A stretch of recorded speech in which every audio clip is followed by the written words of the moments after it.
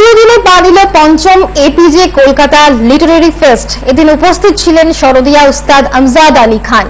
প্রকাশিত হলো বাবা উস্তাদ হাফিজ আলী খানকে নিয়ে তার লেখা বই মাই ফাদার আওয়ার ফ্যাটার্নিটি।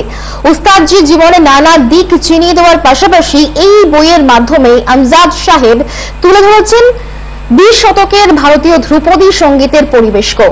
বই প্রকাশের সঙ্গে সঙ্গে মাই ফাদার মাই ওয়ার্ল্ড শীর্ষক আলোচনায় উঠে এলো তাদের নিজস্ব সাংগীতিক ঘরানার বহু অচেনা কথাও। This is a very, very important point in our classical music. To go, not only my father, but all the musicians of his generations, they never sang or played for a long time, but rather.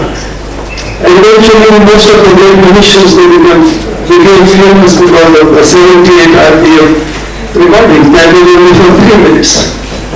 They all sang for 3 minutes. They all played for 3 minutes and they became legends.